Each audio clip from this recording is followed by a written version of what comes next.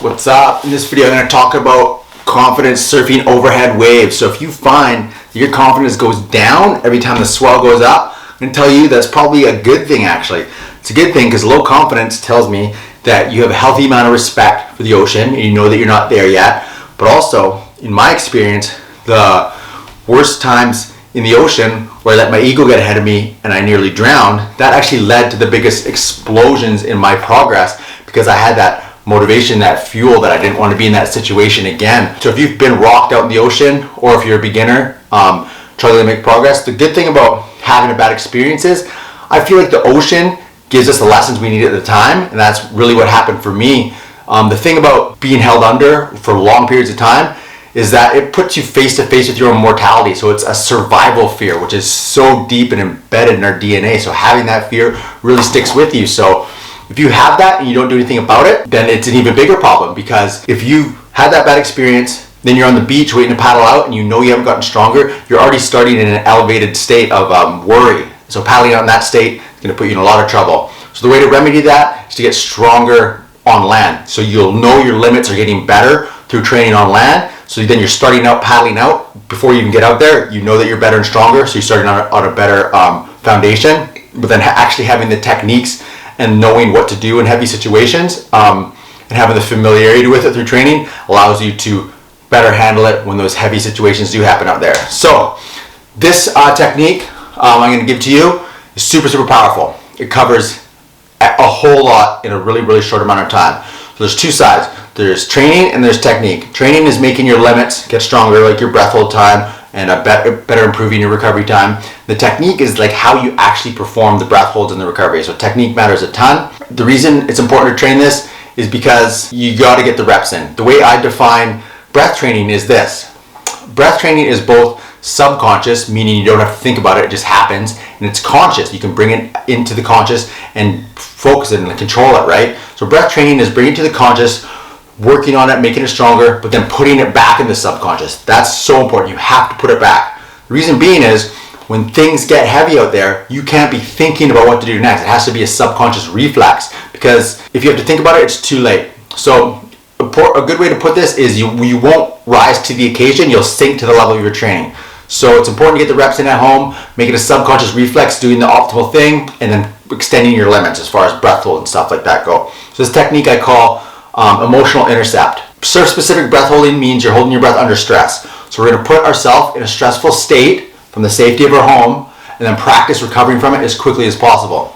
So hold your breath on an exhale. So you do it on the floor. You always do this kind of low O2 and stress breath holding. Always do it on the floor because it's a safer. So what we'll do here, you'll exhale all your air. Blow it all out, hold at the bottom of the exhale, and then do a few rolls back and forth. They'll look like this. And then you'll do that until you get a medium to strong urge to breathe. Cool thing about doing the exhale is you reach your limits super fast, so you'll get the urge to breathe quickly. And then you'll sit up, eyes closed, take one long, deep inhale through your nose, as long as you can. So really enjoy it. So it's important through this whole time to keep your face calm and your neck and your chest. You don't want any tension. You don't want to be going like this, because that it's attached to your nervous system, so it elevates your heart rate, releases adrenaline. So you want to stay calm in every single way possible, especially when you're taking that deep inhale. So it looks like this. Exhale.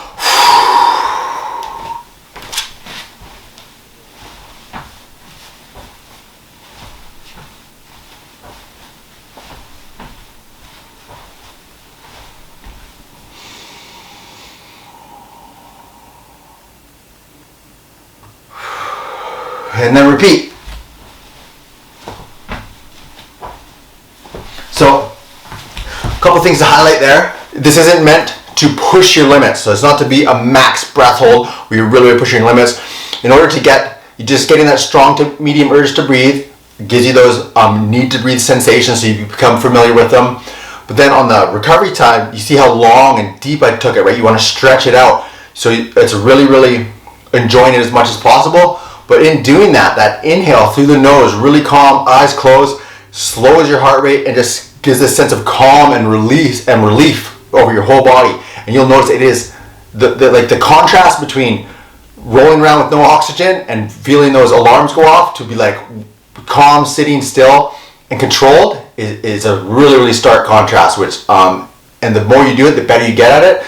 So here's how the workout will work. Starting out, I'd set a timer for 2 minutes, and then do that for 2 minutes. So many rolls as you can, 1 inhale. Then do as many as you can, 1 inhale. It's gonna start increasing the CO2 in your body. It's gonna get harder and harder. And then the cool thing about having a timer, put the timer somewhere where you can't see it, where an alarm will go off. It's good to not see it because you won't know when it's going to end, so you'll just have to push yourself. Just like in the ocean, you don't know when you hold your breath, how often you hold your breath, how long you hold your breath. Start at 2 minutes, try to work up to 5 minutes. This is a method that I give to all my students. The word confidence comes up over and over, and this is the best way to fix it. So you'll notice your limits get stronger, and you'll have the technique to apply it subconsciously as a reflex when things get heavy out in the ocean. So if you like this video, leave a comment below. I'd like to know what you think, if this helped you, or what you'd like to see in the future. And if you want to get involved with the training that has all this stuff put in a system for you, send me a message. I'll use the word Waterman. I'll know what you're talking about. I'll give you all the information to show you exactly how you can get involved in our training systems that teach stuff exactly like this. Talk to you soon.